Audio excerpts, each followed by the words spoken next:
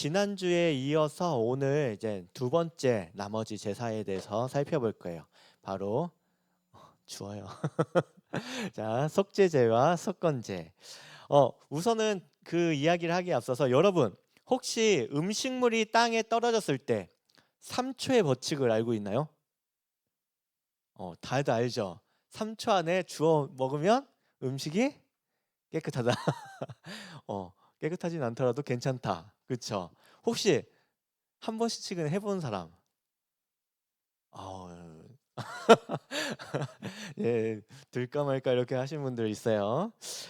과연 3초의 법칙이 떨어진 음식을 깨끗하게 만들까요? 그러지는 않겠죠, 그렇죠?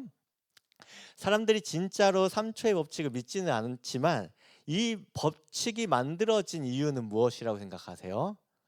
아마 땅에 떨어진 음식을 집어 먹었을 때 스스로 그래 괜찮아 라는 정당성을 부여하기 위해서 아마 만들어진 법칙이 아닐까 싶어요. 사실 음식물에 아주 작은 불순물이 이게 묻어 있다 해도 우리 몸에 큰 지장 영향을 주지는 않기 때문이죠. 이처럼 우리는 음식물에 대해 깨끗한 것과 더러운 것의 나름의 기준을 가지고 살아갑니다. 왜 그렇죠? 우리의 위생과 건강 때문이에요. 그렇다면 예수님의 길을 따르는 그리스도인의 영적인 삶은 어떨까요?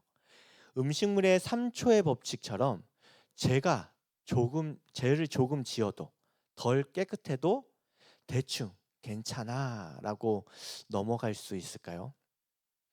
오늘 함께 다룰 두 가지 제사인 이 속죄제 그리고 속건제를 통해 이 질문에 대해서 한번 곰곰이 생각해보는 시간이 될 수 있었으면 좋겠어요. 우선 이야기를 하기에 앞서서 지난 주일날 다뤘던 우리 5대 제사 중 3가지 제사에 대해서 다시 한번 떠올리고 우리 말씀을 시작하도록 하겠습니다. 사실 구약의 레위기서 쉽지 않아요, 그렇죠? 내용이 참 어렵습니다. 왜냐하면 제사 제도에 대해서 다루고 있기 때문이죠. 오늘날 우리에게 매우 낯설고 또한 이해하기 힘든 내용들이에요. 그렇지만 이 제사법이 오늘 우리에게 말하고자 하는 예배의 가치가 분명해요. 어떠한 것인지 하나씩 간단하게 다시 한번 살펴볼게요. 우선 번제가 뭐라고 했죠? 가죽을 제외한 모든 부위를 남김없이 불로 태워서 드리는 제사라고 했습니다. 나의 전부를 하나님께 드리는 온전한 헌신과 죄 용서를 받았다라는 의미를 담고 있다고 했어요. 오늘날 우리는 예수님이 십자가에서 흘리신 그 피, 보혈로 말미암아 단번에 영원한 속죄, 죄 용서를 받아서 이 예배 자리에 지금 나올 수 있게 된 겁니다. 그러므로 예배 자리에 나올 때는 내 마음과 전부를 드리는 진지하고 온전한 마음으로 하나님께 나아가는 예배자가 우리는 되어야 하는 겁니다. 두 번째는 소제라고 했어요.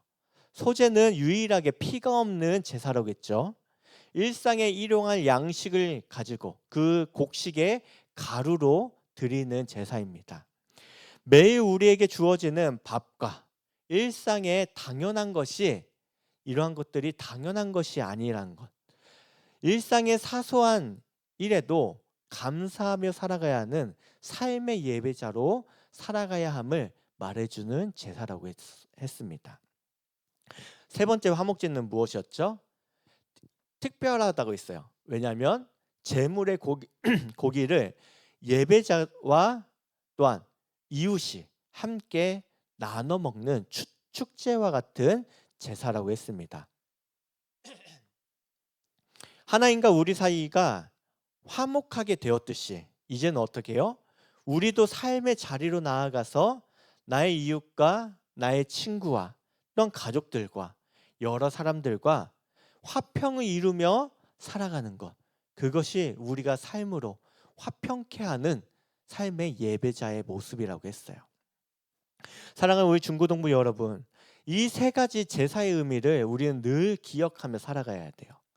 하나님 앞에 온전하게 참된 예배자가 된다는 것은 주일에 한번 이렇게 나와가지고 그냥 찬양하고 말씀 듣고 하고서 끝이 아니라는 거예요. 우리의 삶으로 나아가서 하나님께 온전한 예배자로 이웃과 화평하고 또한 삶의 모든 일에 사소한 일에 감사하며 살아가는 삶을 살아갈 때 우리가 온전한 하나님 앞에 예배자로 서는 거라고 했어요. 오늘 나머지 두 가지 제사에 대해서도 우리 함께 살펴보도록 하겠습니다. 고대 이스라엘 백성들에게 정함, 부정함, 때로는 순전함, 불결함의 개념은 매우 엄격했어요. 이는 자기 백성을 향한 하나님의 깊은 사랑과 마음이 담긴 기준이기도 했습니다. 왜냐하면 약속의 땅 가나안에 이스라엘 백성이 들어가서 이제 살아갈 때 그곳이 마냥 좋지만 않았기 때문이에요. 왜냐하면 많은 이방 사람들이 살고 있었고 온갖 우상들과 부정한 환경들이 그들에게 놓여 있었기 때문이었어요. 그렇기 때문에 그들은 거룩한 하나님의 백성으로서 어떻게 살아가야 할지 정확한 기준이 필요했던 거예요. 때론 깐깐하고 엄격해 보일지라도 삶의 아주 작은 부분까지도 세밀하게 하나님께서 울타리를 만들어 놓아 주신 거예요. 레위기에는 이 제사법과 함께 일상에서 거룩하게 우리가 깨끗하게 살아가는 그 법에 대해서 담아놓은 정결법에 대해서도 많이 기록되어 있습니다. 그 중에서 고의로 이웃을 해치게 되고 피해를 주는 죄를 지었을 때는 처벌이 매우 엄격했어요. 레위기 24장 20절을 보면 우리 빨간 글씨만 한번 읽어보도록 할게요. 시작. 상처에는 상처로, 눈에는 눈으로, 이에는 잎으로 갚을지라. 여러분, 이 말이 매우 무서운 법이라는 것을 알 수 있죠. 그렇죠? 내가 누군가의 눈을 상하게 했으면 나의 눈도 상하게 된다는 거예요. 처벌이 그렇다는 거예요. 매우 엄격한 하나님의 법인 것을 알 수 있어요. 하지만 이러한 경우도 있을 거예요. 죄를 지을 당시에는 죄인 줄 모르다가 시간이 지나고 나서 내가 하나님의 말씀과 율법을 어겼네 라는 사실을 깨달았을 경우 어떻게 해야 될까요? 뒤늦게라도 죄를 깨달았을 때 어떻게 해야 될지도 이 정결법에 나와 있어요. 하나님 앞에서 죄는 결코 가볍게 다룰 수 있는 부분이 아니기 때문에 우리는 무심코 넘길 수 없는 거예요.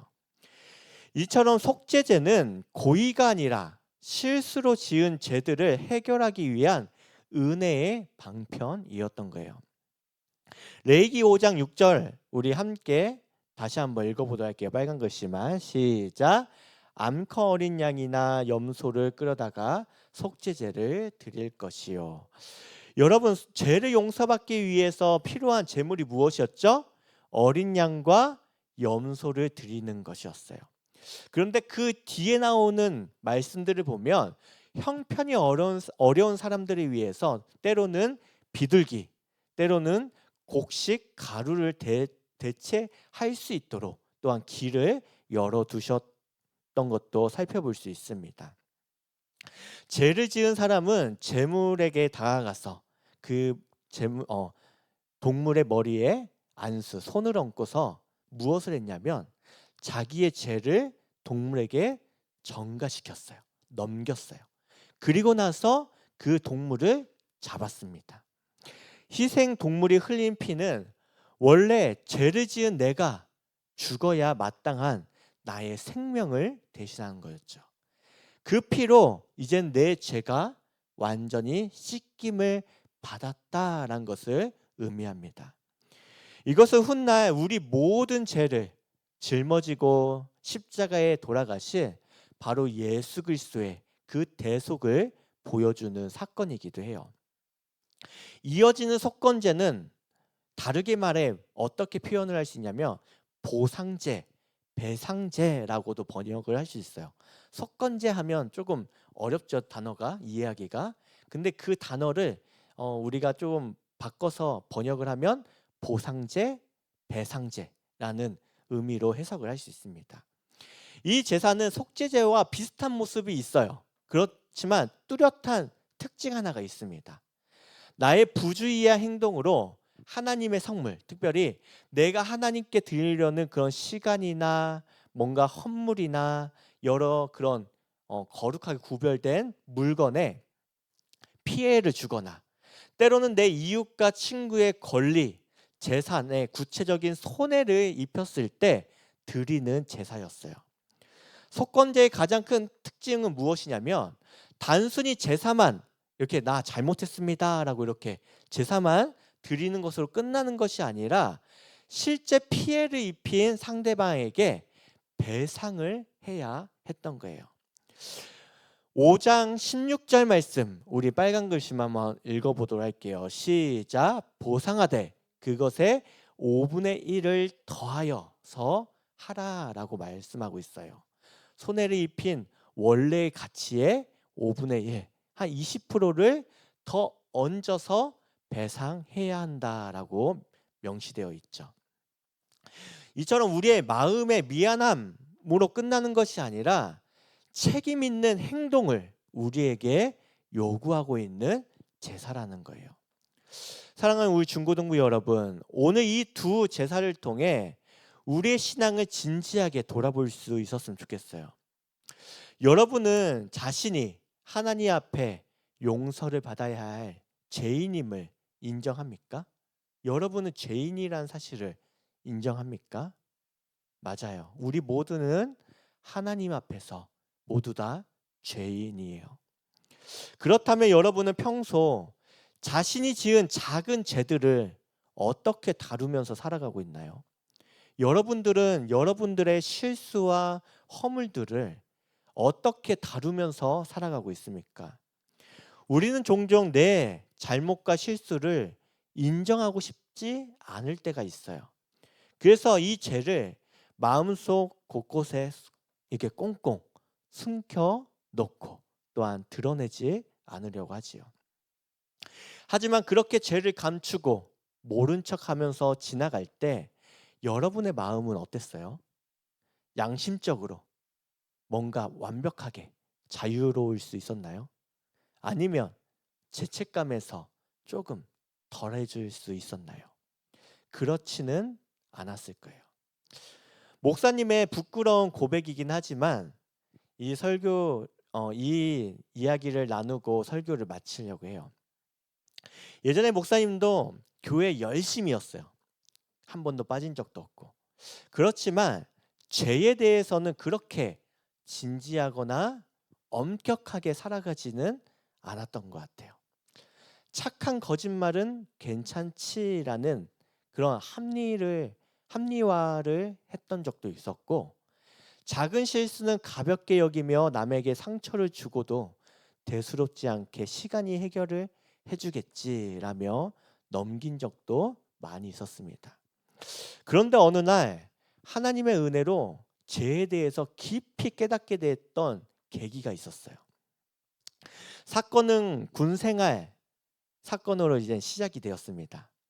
이게 군대에 있을 때 급하게 돈이 필요해가지고 돈을 잠깐 빌린 적이 있어요. 그래서 같은 내무반, 그냥 방에서 생활하는 또한 교회도 같이 다니는 친한 선임병에게 5천 원을 빌렸어요. 요즘도 5천 원 그렇게 크지 않죠, 그렇죠? 워낙 소액이다 보니까 저도 그리고 빌려준 선임병도 이내 깜빡하고 시간이 흘러서 둘 다 이제 전역을 하게 되었습니다. 전역 후 몇 달 뒤 이제 목사님은 선교를 준비하고 있었고 그 중에 이제 수련회에도 참석을 하게 되었어요. 그런데 그 수련회에서 특별히 회개에 대한 말씀에 대해서 굉장히 강하게 이렇게 전하던 때였어요. 그래서 마음속 깊은 곳에 뭔가 목사님의 마음이 반응하기 시작했어요. 그때 숨겨놓고 잊고 있던 제가 생각이 났고 또한 제 심각성이 깊게 밀려왔습니다.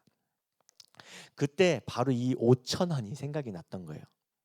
사실 안 갚아도 그 누구도 모르고 있었기 때문에 아무런 문제가 되지 않았을 거예요. 그 선임병도 분명히 잊고 있었고 실제로 잊고 있었습니다. 하지만 그 5천 원이라는 빛이 하나님과 나의 친밀한 그 소통을 가로막는 걸림돌이 되기 시작했던 거예요. 그래서 수련회가 끝나자마자 그 선임병을 찾아가기로 결심했어요. 당시에 목사님은 이제 부여에 있었고 이 선임병은 천안에 살고 있었어요. 사실 찾아가는 이 버스 요금만 하더라도 이 5천 원보다 훨씬 비쌌어요. 사실 계좌로 보내면 쉽지 않나요? 라고 생각이 들 거예요. 그렇죠? 맞아요. 계좌로 보내면 쉬울 거예요. 그렇지만 제 마음에 진심을 담은 직접 사과를 해야 되겠다라는 마음이 있었어요. 사람들은 이렇게 말할 수도 있을 거예요. 뭘 그리 그런 일로 천안까지 찾아가냐라고 말이죠. 하지만 제 안에 건강해진 그리고 하나님의 마음에 예민해진 그 양심이 반응하기 시작했던 것이죠. 돈의 액수는 중요한 것이 아니었어요. 제 잘못에 대해 진정성 있는 사과와 배상이 필요하다고 느꼈기 때문이죠. 그날 선임병을 만나서 5천 원을 건네고 진심으로 사과를 했어요. 사실 이 선임병도 어리둥절했을 거예요. 그런데 집에 돌아오는 길에 제가 태어나서 처음으로 죄에서 완전히 해방되는 기쁨이 무엇인지, 자유가 무엇인지를 진심으로 깨닫는 순간이었어요. 사랑하는 중고등부 여러분, 죄는 아무리 작아도 죄예요. 성경은 죄의 결과가 사망, 죽음이라고 말씀하고 있습니다. 처음부터 엄청나게 거대하게 대범하게 죄를 짓는 사람은 없어요. 작고 사소한 일이라고 그냥 넘겨버린 죄가 차츰차츰 누적이 되어서 우리의 양심을 마비시키고 또한 더 큰 죄로 나아가게 하는 거예요. 죄는 결코 세상에 3초의 법칙이 통하지 않습니다. 시간이 흘렀다고 죄가 깨끗해지거나 해결이 되지 않는 거예요. 또한 진짜 회개는 마음에서 뉘우치는 것으로만 끝나지 않습니다. 반드시 행동에 돌이킴과 배상과 또한 손해를 갚아주는 행위가 필요하기도 하지요. 나의 잘못으로 누군가에게 상처를 주거나 피해를 입혔다면 하나님께 용서를 구하는 동시에 피해를 입힌 사람에게 진심을 담아 사과하고 꼬인 관계의 실타래를 풀기 위한 노력이 필요한 것입니다. 하나님께서 구약의 이스라엘 백성들에게 이 속건제와 속죄제를 주신 이유는 우리의 죄를 용서하시고 그 죄값으로 우리를 얽어매고 우리를 꼼짝 못하게 그렇게 가두기 위한 것이 아니에요. 깨어지고 무너진 하나님과의 관계, 그리고 내 친구와 이웃과의 깨어진 관계를 완전히 치유하고 회복시키기 위해서 하나님께서 우리에게 내려주신 사랑의 처방전이라는 사실을 우리가 기억했으면 좋겠습니다. 오늘 우리에게 주신 이 사랑의 처방전을 붙들었으면 좋겠어요. 우리 주변에 무너진 관계, 상처 입은 관계가 있다면 하나님은 저 사람이 먼저 반응하기보다 오늘날 은혜 받은 우리가 먼저 반응해서 먼저 온전한 속죄제와 속건제를 드리는 삶을 살아가길 바라고 계신다라는 거예요. 그렇게 모든 관계, 하나님과의 관계뿐만 아니라 우리 주변의 관계도 하나님의 사랑으로 회복해가고 꼬인 실타래를 풀어갈 수 있는 우리 믿음의 우리 중고등부 모두가 될 수 있기를 바랍니다. 그것이 하나님 앞에 서는 참된 예배자의 모습이라는 것도 기억했으면 좋겠어요. 이 시간 우리가 찬양하면서 우리가 기도의 자리로 나아갔으면 좋겠습니다. 우리가 세상을 살아가고 많은 것을 의지하고 또한 기도도 하고 하지만 때로는 답답할 때가 있잖아요. 결국에는 그것이 무엇으로 시작되는 걸까요? 우리의 죄, 우리의 허물, 우리의 실수로부터인 것을 우리가 돌아보게 됩니다. 하나님과의 관계, 이웃과의 관계. 그래서 성경이 이렇게 말하고 있어요. 너희들이 하나님께 제사 지내기 전에, 예배 드리기 전에 혹시라도 이웃과 친구와 끊어진 것, 상한 것이 있으면 그것부터 해결하고 하나님께 예물을 드리라라는 말씀도 있어요. 이처럼 우리의 예배가 온전한 예배로 나아가기 위한 방편으로 하나님은 이 5가지 제사를 우리에게 오늘날 또 요구하고 계신다라는 거예요. 이 시간 찬양하면서 하나님, 내가 온전한 예배자로 살아갔고 단순히 일주일에 한 번 나와서 예배 드리는 것으로 끝나는 것이 아니라 우리의 삶의 모든 모습이 하나님의 모습과 성품을 닮아감으로써 온전한 예배자가 되길 원합니다라는 고백으로 찬양했으면 좋겠습니다.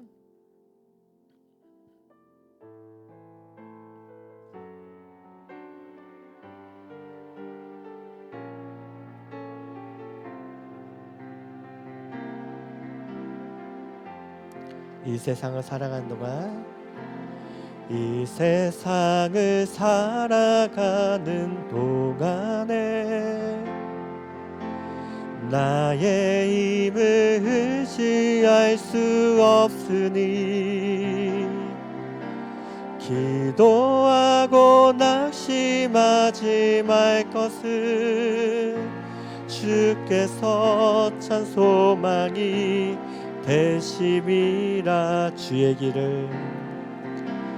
주의 길을 걸어가는 동안에 세상의 것 의지할 수 없으니 감사하고 낙심하지 말 것을 주께서 참 기쁨이 되심이라. 하나님의 꿈이 나의 비전이 되고 예수님의 성품이 나의 인격이 되고 성령님의 권능이 나의 능력이 되기 원하고 바라고 기도합니다. 우리 함께 기도했으면 좋겠어요. 여러분, 그리스도인으로 살아갈 때 참된 능력과 실력이 어디서 나올까요? 결국에는 예배자의 삶에서, 모습에서 그것이 나오는 거예요. 왜냐하면 이 예배자의 모습에서 하나님과의 관계가 어떠한지 드러나기 때문인 거예요. 여러분, 우리에게 주어진 그 예배의 한순간 한순간을 결코 가볍게 여기지 않았으면 좋겠어요. 우리에게 주어진 이 시간이 구약시대 때는 정말 엄중했고 때로는 무거웠어요. 그렇지만 그것이 단순해졌다고 해서 그 우리에게 주어진 한순간의 한순간의 예배가 결코 작지 않다라는 거예요. 우리에게 주어진 예배를 우리가 다시 한번 점검하고 구약의 5대 제사와 같이 오늘날 우리의 삶에서 하나님께 참된 예배자로 살아가기 원합니다. 그렇게 우리를 예배자로 부르시는 그 하나님의 꿈을 이뤄드리고 그 하나님께 더 가까이 나아가는 참된 예배자가 되길 원합니다라고 우리 함께 기도하도록 하겠습니다. 주님, 감사합니다. 오늘 이 예배를 통하여서 우리에게 참된 예배를 허락하신 주님을 찬양합니다. 특별히 이스라엘 백성들에게 주셨던 그 5대 제사를 통해서 예배자의 모습이 어떠해야 하는지를 볼 수 있게 하심에 감사합니다. 주님, 오늘날 여전히 하나님은 우리를 예배자로 불러주셨고 또한 우리의 모든 시간과 삶의 자리에서 참된 예배자로 살아가길 원하시는 그 하나님의 마음을 보게 하심에 감사합니다. 단순히 일주일에 한 번 나와서 그렇게 예배드리는 것을 끝이 아니라 우리의 삶의 모든 순간마다 만나는 사람들마다 그 사람 속에서 하나님의 형상을 볼 수 있게 도와주시옵시고, 또한 그 온전한 관계를 맺어감으로써 온전한 예배자의 모습을 갖춰가는 우리 모두가 되게 도와주시고, 그래서 우리의 시간과 우리의 열정과 힘을 온전히 하나님께 올려드리는 참된 예배자가 되게 하여 주시옵소서. 주님 감사합니다. 오늘도 우리에게 귀한 예배를 허락하여 주시고 또한 예배자로 불러주심에 감사합니다. 때로는 부족한 모습도 많이 있지만 지난 이스라엘 백성들이 5대 제사를 통해 참된 예배자의 모습을 하나씩 하나씩 갖춰갔듯이 우리도 하나님 앞에 온전한 예배자로 세워져 갈 수 있게 도와주시옵소서. 우리의 전심을 다한 예배를 하나님께 올려드릴 수 있게 도와주시고, 삶의 작은 것까지도 하나님께 감사할 줄 알게 도와주시옵시고, 또한 많은 이웃들과 친구들과 주변에 허락해 주신, 맺어주신 그 사람들과 화평을 이뤄갈 수 있게 도와주시고, 또한 우리의 부족하고 때로는 부주의로 범했던 실수와 허물들도 하나님 앞에 내려놓고 꼬인 실타래를 우리가 잘 풀어갈 수 있는 멋진 그 예배자가 될 수 있게 도와주시옵소서. 주님, 또한 우리가 이 예물을 하나님께 올려드립니다. 이 예물이 하나님이 기뻐 받으시는 예물 되게 도와주시고, 하나님께서 우리에게 주신 것에 대해서 감사하며 드리는 예물이 되게 도와주시옵소서. 예수 그리스도의 이름으로 기도합니다. 아멘. 우리 주기도문 하도록 할게요. 하늘에 계신 우리 아버지, 아버지의 이름을 거룩하게 하시며 아버지의 나라가 오게 하시며 아버지의 뜻이 하늘서와 같이 땅에서도 이루어지게 하소서. 오늘 우리에게 일용할 양식을 주시고 우리가 우리에게 잘못한 사람을 용서하여 준 것 같이 우리